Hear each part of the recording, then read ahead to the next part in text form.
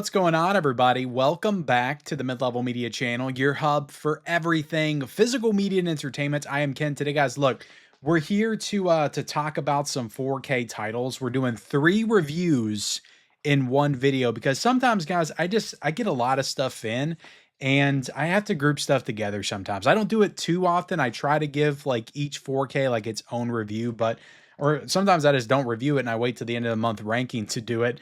But you know, I wanted to talk about these. I didn't feel like I had enough to say for an entire video for every single one, but I felt like I had enough to say to make a video about all 3 of them together. We're going to talk about the movies themselves. We're going to talk about the picture quality, and I'm just going to kind of break down like, are these worth getting? Are they not worth getting? Of course, that's always subjective, guys. It's like all I can do is get on here and just give my thoughts on it, my personal thoughts, and try to point you in the right direction. But at the end of the day, like, it's up to you and it's your taste, it's what you like, but I'm just giving my thoughts.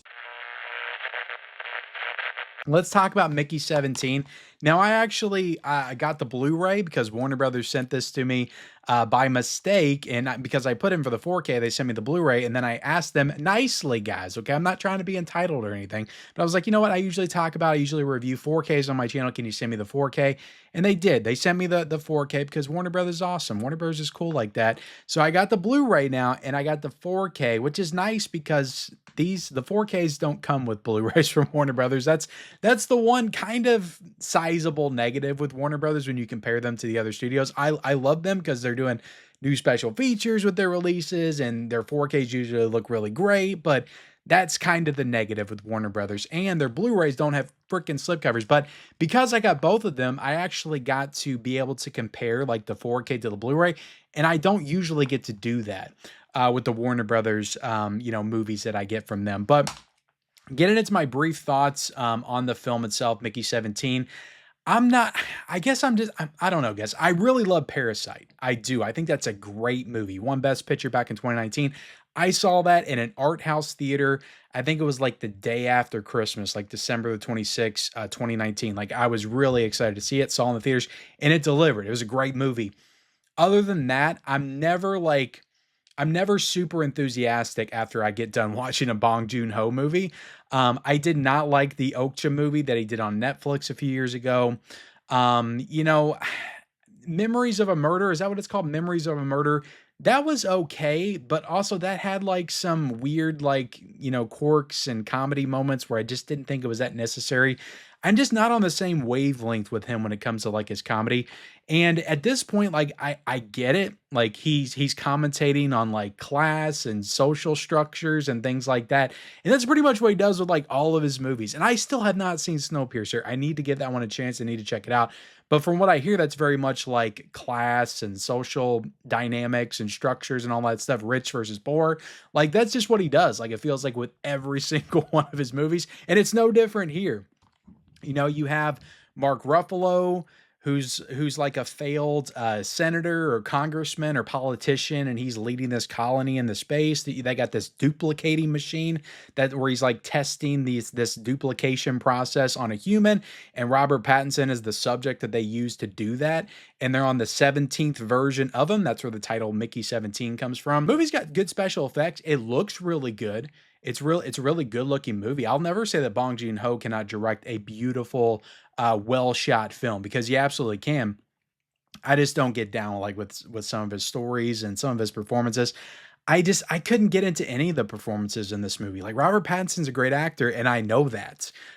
It's just the way that he was directed, probably. It's just the way the character was written. I just didn't like the character of Mickey. I didn't like Mark Ruffalo. I didn't think his performance was very good. Mark Ruffalo, I don't know about him. Like, he's a good actor, I know too, but like between this and Poor Things, like, he's just all over the place. I'm not a big fan. Anyway, I'm losing everybody that's watching the video because I know that a lot of people really love this movie. I know some people just thought it was okay, and that's just kind of what I thought. I thought it was okay. It was watchable. My wife liked it more than I did. 4K quality here, guys, is outstanding. I mean, this looks absolutely fantastic. I will say, like, comparing it to the Blu-ray does look pretty good as well. But this is one like newer film where I could kind of notice a pretty big difference between the two. Because I say this a lot. I'm like, okay, when it comes to newer films, the Blu-ray oftentimes is just fine. But with this film in particular, I felt like that higher, that sharper quality to the picture really kind of served this movie a little bit better. And I felt like with the HDR and stuff and some of the colors and just some of the shading and just how much more depth it felt like it had, like in space. I don't know. I just felt like this movie just visually had more of an opportunity to shine in 4K, and it does. Like compared to the Blu-ray, I do think it's a pretty substantial difference between the two. But the Blu-ray looks fine. The Blu-ray looks fine. Like if you want to get the Blu-ray, save yourself a couple of bucks. It still looks good too. I just noticed a pretty big difference, I think, between the two, watching them both kind of back to back. And I didn't watch the entirety of the Blu-ray, but I watched the entirety of the 4K. It's got a good amount of special features here as well. You got behind the lens Bong Joon-ho's Mickey 17, which kind of has all the cast and crew and the director talking about the movie, which is cool. I don't think this has like any kind of audio commentaries or anything like that, but yeah, good amount of special features. I think 3 featurettes, theatrical trailer. Got a nice slipcover on this 4K right here. I like the artwork okay. Honestly, I think I like the Blu-ray though a little bit better. I like all the different, the characters and stuff like that. Which, speaking of the characters, like you got Steven Yeun in this film, and they just like completely waste him in this movie, in my opinion. Like he was kind of a nothing character, and I expected him to have a bigger role because when they showed the trailer, like he's in the trailer. So I was like, oh, this is going to be a Steven Yeun, Robert Pattinson film, and he's like barely in the movie to me. But yeah, nice slipcover on this one. Take it out. You got the 4K case right here underneath, and you got a digital code inside, but you also have some disc arts on this as well. So that's Mickey 17, guys. It was okay. I liked it okay, but I do look, if you saw it in the theaters and you really loved it, I do recommend getting the 4K over the Blu-ray. I think it looks a little bit sharper. Let's get into this next one, guys. We've got from Umbrella Entertainment, The Fall. And, a lot of people hyped this one up. They said it was spectacular, one of the best like adventure movies of the 2000s, one of the most underrated movies of the 2000s. And this is the same director as The Cell, Tarsim Singh, I think is how you pronounce his name. And that guy has a really like out there, wild, like visual aesthetic to his movies. And like they just like The Cell, like they feel almost like music videos. And I think he did direct music videos at one point, but like his style is very unique, and you don't see it a lot with other types of directors. I noticed the similarities between this and The Cell, like right off the bat. And honestly, like the movie itself, I'll just talk about it briefly. It's okay. I did not love it, and I get what they're trying to do. It's kind of like a Princess Bride type thing. You got a little girl in a hospital. You got a guy that's paralyzed, and he's telling her a story, this adventure tale, and cut to the actual adventure. Then it cuts back to them. Then you cut back to the adventure. My only issue is you didn't get to, they do it so often, like they cut back and forth so often. I didn't feel like I could fully engage with either story because they're constantly like cutting back and forth. And whereas the Princess Bride, like there's very long periods of time where he's telling the story and you're in the story. And then you go back, to Fred Savage and his grandfather. This movie's like going back and forth so often. I feel like they spend more time like in the hospital than anything. But it's okay. The adventure parts are good. There's some good action. There's some fun characters. There's some fun moments. But visually, guys, like that's what I really want to talk about, because if you're a fan of this film, this is a native 4K. It's got Dolby Vision. It's got HDR. And my God, did it deliver in 4K? Like, I think this might be the best Umbrella 4K that I've ever seen. Like, this looked incredible. Like, I thought the Mario Brothers was the best until this. And I think it's because of that visual style. Like, there's so many like beautiful colors, like the wide array of colors that he uses in his films. It just leads to a spectacular 4K with that HDR. And I just thought all that was on full display here and just looked absolutely magnificent. There was great detail, a very sharp picture quality as well. It felt like a movie that was just, and then this is a almost 20-year-old film, but it felt like a new movie that was just made. And you could tell they did a good chunk of this film. Like, it's not as CGI heavy as The Cell is. you could tell they did a good chunk of this movie practically, and I think that that also makes for a better 4K here than the Cell was. So yeah, picture quality wise, like this movie is gorgeous, like absolutely gorgeous, and the 4K just brings all of that out as well. Like even the scenes in the hospital, and it's set in the 1920s in the hospital, so it's kind of a period piece there as well. But even those scenes are spectacular and look great. And there's just a lot of great detail and it looks excellent. So the 4K, I can't say enough good things about. Like the movie itself, like I'm not going to say it was bad. Like it's not a bad movie. It's one that I'll probably never watch again, honestly. Like maybe I'll watch it again someday. I don't know what I'm going to be in the mood for, but it's a fun kind of swashbuckling adventure film that kind of has the real life hook, emotional hook of these two people in a hospital that's trying to live out this fantasy. So you have that as well. I just couldn't engage with either side of the story. But yeah, really nice addition. I showed this off. Nice slipcover here as well. You got some nice artwork underneath. Well, I think that's just the original poster art underneath. But there's a really good amount of special features here as well. There's loads of interviews, so like they really did this one up good. There was a new audio commentary, I think. There's a new audio commentary with Tarsim Singh. He also did an interview, which the interview he did with Aero Video for the Cell was like over an hour long. So I thought that might be the case here, but it's only about 25 minutes long with this one. Guess he didn't have enough to say about the fall, guys. But yeah, you got an interview with him. You got an interview with actor Lee Pace. So it's like the cast and crew came back to talk about this, which is cool. The lead actor and the director came back to do interviews on this. You got the making of Impossible film, a video essay by Virat Nehru, the quest for origins, trauma, cinema, and storytelling, and Tarsim's The Fall, a video essay by Anton Bitto. So yeah, you got a few interviews and you got a couple of video essays. So a really nice addition here by Umbrella. Like they really did this one up good. And I heard from a lot of people like they love this movie. They think it's great. So like if you're one of those people, like this is absolutely an edition to get. Like I said, I believe it's on Orbit, like the standard edition with the slipcover. You can't get the box set. You gotta get it off of Umbrella if you want to get the box set, and I'll link that down below. But you can get it off Orbit for I think like 32 or 33 bucks or something if you just want to go the cheaper route to get the Fall on 4K. But you know, an okay movie for me, but a spectacular edition by Umbrella Entertainment. And lastly, guys, let's talk about the Andromeda Strain, which is a sci-fi film from 1971, I believe. And this is based on a Michael Crichton novel, and it's directed by Robert Weiss, who I didn't know too much of Robert Weiss's filmography off the top of my head, but I got to looking, and he did The Sound of Music. He did West Side Story. So he's got a very diverse, and some other stuff too, I just can't think of all the time. He's got a very diverse like filmography. It's funny because I'm watching this movie and I'm like, who? Like, there's a lot of people that look familiar. But I don't think that there's like a huge star in this film.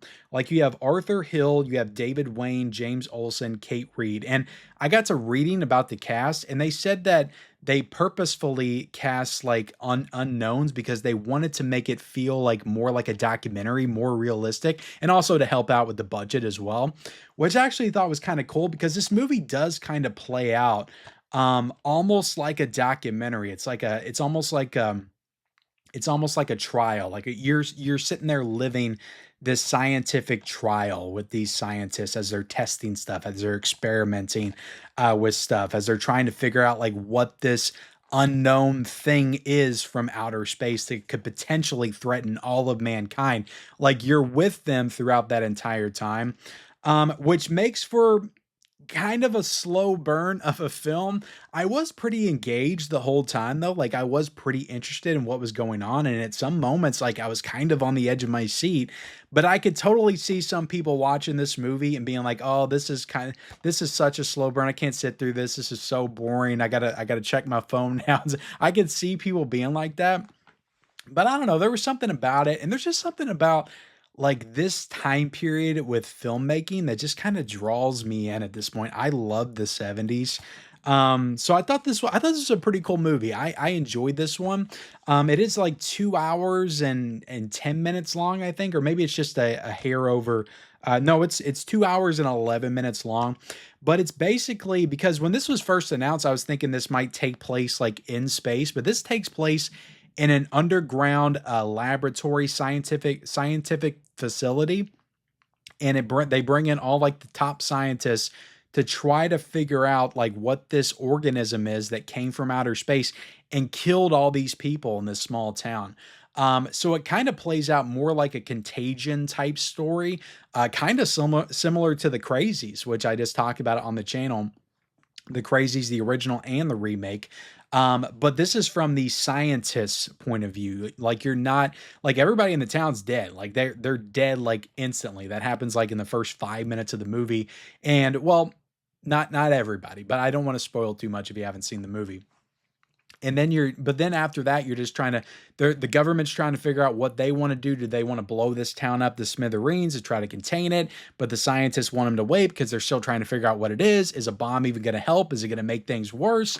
Like they're going through all this stuff and you're going through it with them. And it really kind of is, it really just kind of takes you through like the entire process. And that may sound boring, but it really is kind of engrossing and it really does kind of keep you on the edge of your seat. So I did like this movie. I did like this movie quite a bit. Just getting into the 4K here.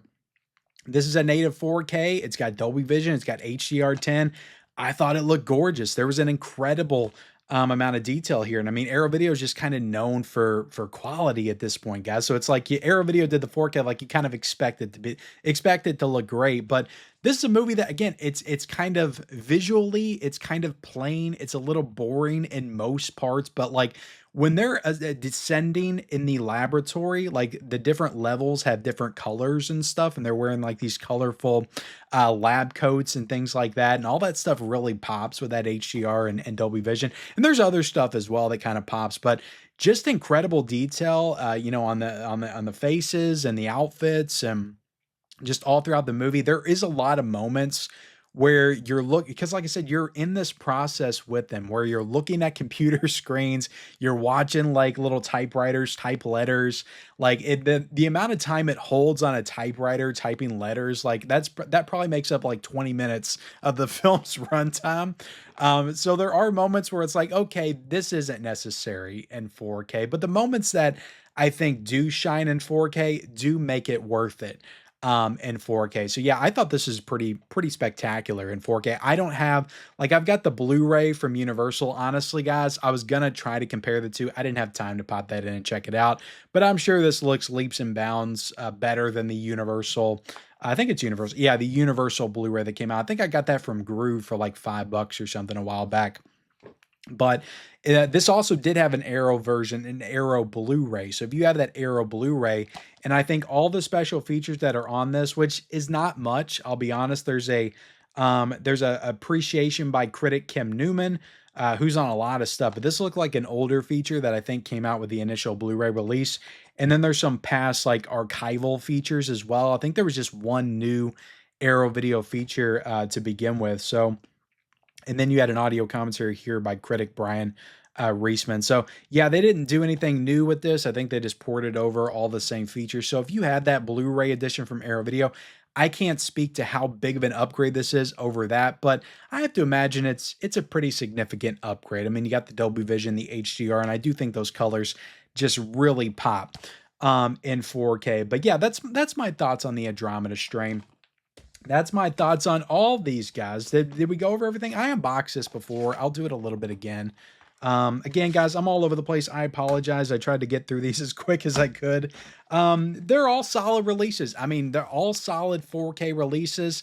Again, yeah, my thoughts kind of varied on the actual films themselves, like The Fall and Mickey 17, but I really enjoyed Andromeda Strain. But at the end of the day, like, if you've seen all these movies, if you enjoy these movies, like, the 4Ks are great. So I do recommend them on that level. But thank you all for watching. Again, links are down below in the description. Like, comment, subscribe to the channel if you haven't already. Turn on those bell notifications for all future videos, and we'll see you next time.